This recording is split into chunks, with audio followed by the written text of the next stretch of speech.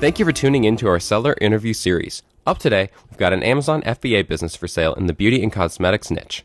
Created in June 2015, this business makes $7,702 per month in net profit, and the listing number for the site is 43841.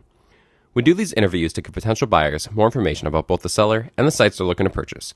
We hope these insights are helpful for you in making a buying decision. We've got the seller with us today to go through the business and cover everything from niche selection to traffic and monetization. How are you doing today, Helga? Oh, fine, thanks. I really appreciate you coordinating a time to meet up with me today. Where are you calling in from? I'm located in Europe, in Austria. In Europe. Okay, so we have the Atlantic Ocean between us. Well, it's very much a pleasure to get you on here today, and I'm looking forward to our chat. Okay, that's great. So before I dive into the questions that I have for you, I want to run through a quick summary of the business. Again, it was built in June of 2015. Has a monthly revenue of $28,878, expenses of $21,176 to make for a net profit of $7,702, which is from a 12-month average. Included in the sale of this business are 2 domains, hosting, Shopify site with template, Facebook account, customer email list, and Aweber account. Inventory is not normally included in the list price. Further detail can be provided to active depositors. Helga, can you tell us a little bit about your background in building and running online businesses? Well, this one was the first one. And I did a course on building Amazon businesses. And it took me some time to put everything into place. And I've been working it since, like you said, in 2015. And now I have good processes in place. I know what to expect. I know how to deal with things. So I'm pretty confident I can help someone else bring this business up to par, up to a good standing. How does the business primarily make money? Basically, I sell on AmazonUSA.com, where most of the revenue is produced. And I went overseas to Germany and to the UK in February and slowly started there. And it started to pick up, of course, and the market is getting more and more competitive. But we have found niche for our products, and we've got good reviews for the products, so that makes it very good in ranking as well. So it's got good standing, yes, and in the U.S. as well.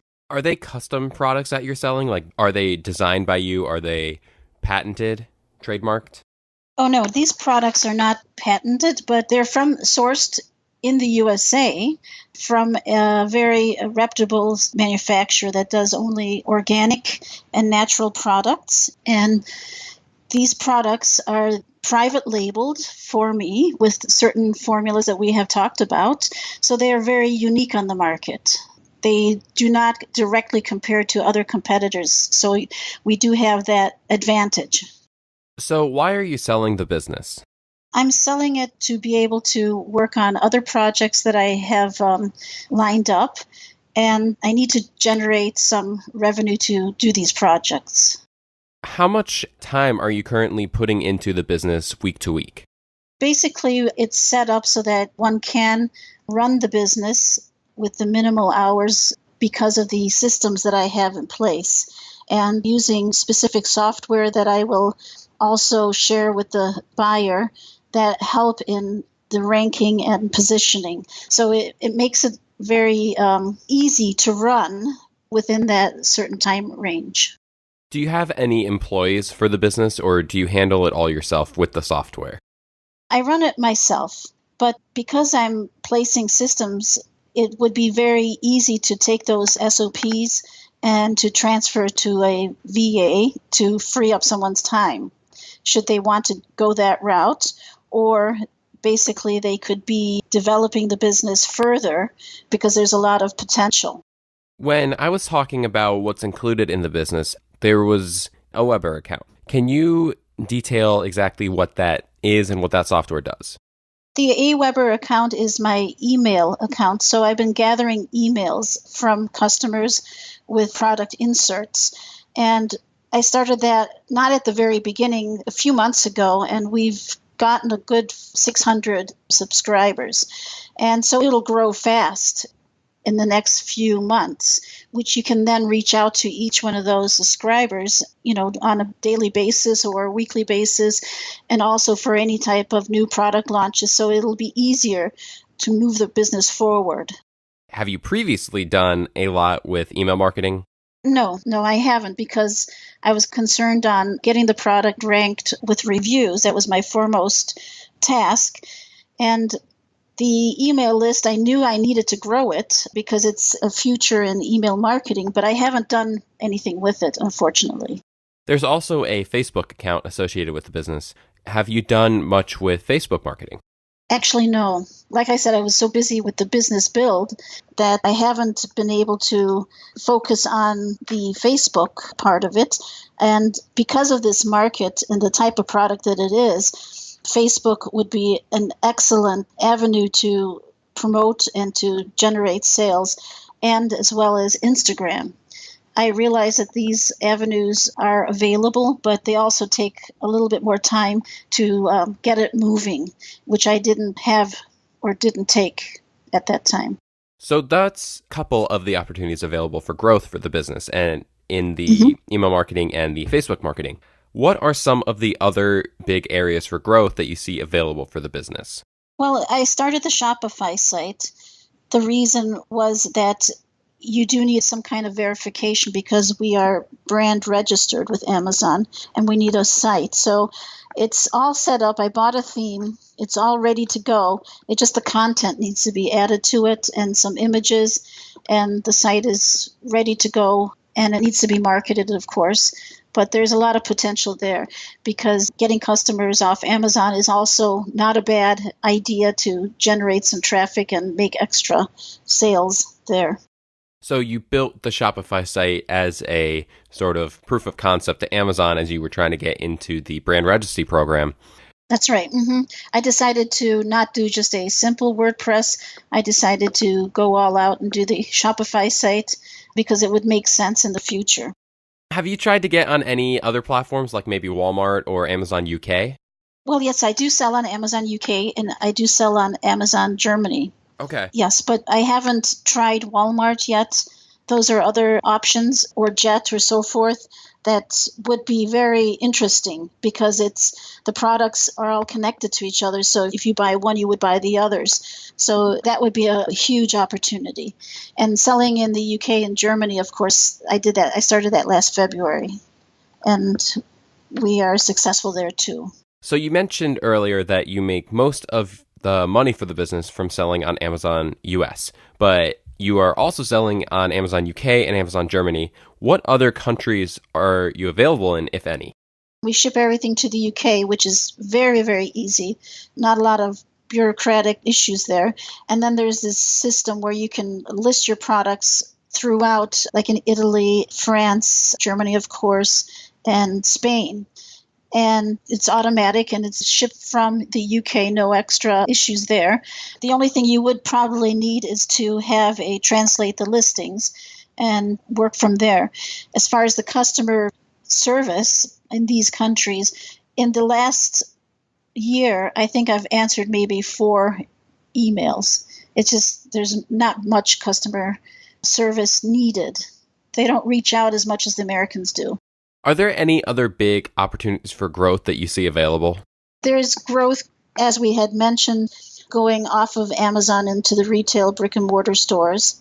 There's opportunities to sell the product through affiliates, finding the right affiliate network and providing the product opportunity.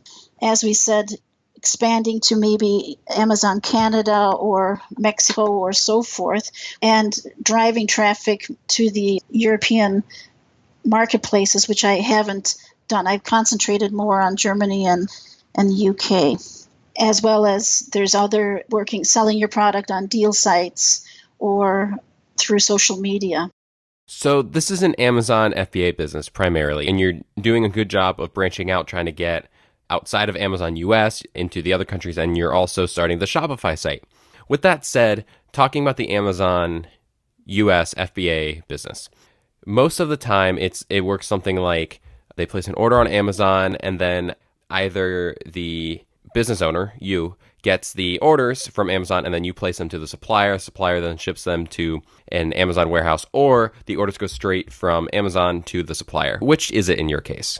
Well, what I do is I place my order with my supplier and we ship it directly to Amazon, use their Amazon FBA. It's completely hands off. Being an FBA customer means also you get a lot of service. You pay for the service, but you do get a lot of service. And I believe you also get more attention in rankings and so forth. The shipping costs from the supplier to Amazon is extremely inexpensive because Amazon sets up really, really cheap shipping rates. So it really helps keep the product price down. And we've got good margins because of that. We've got a good supplier that we work with. They are very reputable. They turn around really quick, and they've got low minimum order quantities. And I must say that this supplier I've looked for, I think I've interviewed about 30 suppliers to find this one gem. And I've been working with them ever since, and it's been a success. And so you work with the single supplier, and it's going really, really well. Yes, well, they are a solid company that they produce for a lot of dermatologists and so forth. They are my single supplier for the fill, but I do have various different suppliers that I use for packaging and so forth, and have been able to find good deals working with them. There's also a backup supplier should my supplier not be able to fill, but that has never been the case. So I've secured myself on all ends as far as the product itself. And those deals that you have structured with the supplier, with Amazon, those will carry over and continue with a new owner. Yes, of course. There would be a solid instruction on how to package, which suppliers I use, which designer I use, and so forth. It's all one package finished to be taken over. That is the easy part of it. So there's not a big amount of prior knowledge in the beauty niche that a new owner needs to have, because you're going to provide them with the information on market research and how you pick designers and things like that. Yes. I've got my little suitcase of all these gems in there that I use, and we've been using them from the first day. So they're very, very reliable. And especially in the beauty area, it's important for the U.S. to be producing in the U.S. Americans like to buy from Americans, and they also like organic, natural products that are safe, and that's exactly what it is. So with the Shopify site, how much content is there on the site, meaning like blog posts or anything like that? No, I haven't actively marketed it. It's up with the products. It's got the products with some of the listings, but I haven't continued to do much on it. It's just a platform for Amazon to say, okay, you are a trusted supplier, private labeler. We can look and see that you have a website. That was the foremost thing that I did with it. And that could be built out in multiple ways. It could be built out with other products and drop shipping, for instance. It can do many things, but I haven't been focusing on that. It was more or less a placeholder. Are there any big risks associated with this business that you feel a buyer should be aware of? The risks are it needs to be monitored. And I have a monitoring system that keeps you abreast of where your products are at that point in time. If there are customers are not always going to be pleasant and happy, there's a way of trying to work with them through, I have an email system where it will send out an email when they buy it, and you tell them about the product and you ask them if they needed any help so they can reach out to you. So that's one safety net that I have. The second is watching the rankings. Sometimes new competitors come on the market, and you can actually see that in the ranking numbers. Using my system, you're able to see what's happening and react to it, in that you run a promotion or a giveaway or something for a certain time period to sustain that ranking or even increase in ranking. So those are those things that need to be watched when running this business. You mentioned earlier that you have a lot of software systems in place to make running the business even easier. But in terms of week to week, what exactly do you do again? Okay, my day starts where I check my emails and I check my listings to see how they're doing, see what the reviews are and so forth, just, to see if there's anything that Amazon wants to tell me. and or if there are any customers that have reached out to you, which is actually very seldom nowadays. And I see my sales statistics. There is a huge back end where you can see a lot of information on sales statistics or any type of statistics, and I can walk you through all that. Amazon does it all for you. Then I go through and rank my products every 3 days to see where they are ranking, make decisions, should I run a promotion or not. All of my products have been keyworded using special tools to get the keywords that are necessary for them to rank. So that job has been done. And it took a while to do that, to optimize it, but for the new owner, it's been all set up and it's done.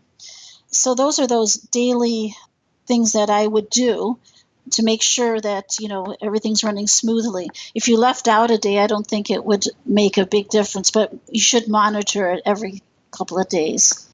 Would you commit to a non-compete? Oh, yes. My new plans are going in a totally different direction, and I'm not going into the beauty market because of the non-compete, trying something new. How much support are you willing to offer buyers in handling the transition period? The suggested transition period, I would be very happy to help the new buyer. If there's something beyond that, of course, there's always the opportunity to contact me. I realize that sometimes you need more help than just the suggested transition period. But I will try to get all the SOPs finished and all the workflow so that it's an easy handover. What exactly is an SOP for someone who's unfamiliar with it? Oh, yes. Oh, sorry. Standard operating procedures. Let's say you needed to purchase some new inventory for the product one, then you would have all the procedures, who to contact, what sizes, all the data that you need in order to successfully do that task. And those are those important things that you would need to get yourself familiar with the business or to use as a backup or even pass on to maybe an assistant or virtual assistant. Mm-hmm. Okay. And so obviously the best case scenario is that someone comes along and offers 100% cash offer of what you're looking for. But if that didn't happen, would you be open to negotiations about other payment methods, like for instance, an earnout? Yes, of course. I'm open to discussing opportunities, and if the buyer is very serious about purchasing, then I'm sure we can find a way. Awesome. I'm sure that's very reassuring that you are willing to negotiate and work something out. Yes, of course. I want to sell and they want to buy, so we need to find a way to make it work. I'm sure you'll find the right person. It sounds like this is a business with a strong foundation. You're a trusted brand on Amazon and plenty of opportunities for growth if you take advantage of the Facebook marketing, the email marketing, the Shopify marketing. Just got to put the marketing effort there because the business already has a strong foundation. Yes, the Amazon business is ready to hand over. There's a lot of growth potential. Okay, so I have one final question for you, Helga. And before we get to that, though, I want to run through that quick summary of the business again. It was built in June of 2015, has a monthly revenue of $28,878, expenses of $21,176 to make for a net profit of $702, which is from a 12-month average. Included in the sale of this business are 2 domains, hosting, Shopify site with template, Facebook account, customer email list, and a Weber account. Inventory is not normally included in the list price, but further details can be provided to active depositors. Helga, thank you so much for taking the time to be here today. Before you go, though, give us your best 30-second pitch on why someone should purchase this business. This business has been set up for you to take over without a lot of effort. It's manageable within the hour range. If you have more time, you can definitely grow this business. It's got so much potential. If you're into any type of Facebook advertising or any social media or building a shop around it, there's so much potential.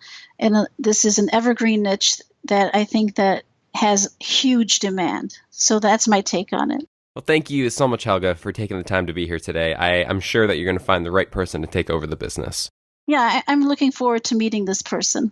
If you're watching this on YouTube, subscribe to our channel. And if you want more information, the link will be below the video that will take you to this marketplace listing. If you're watching this on the listing site and want more information, become a depositor today. All you have to do is click the button, Make a Deposit, and one of our business advisors will be in contact with you, and you'll be given everything you need to review this business. Have a great day.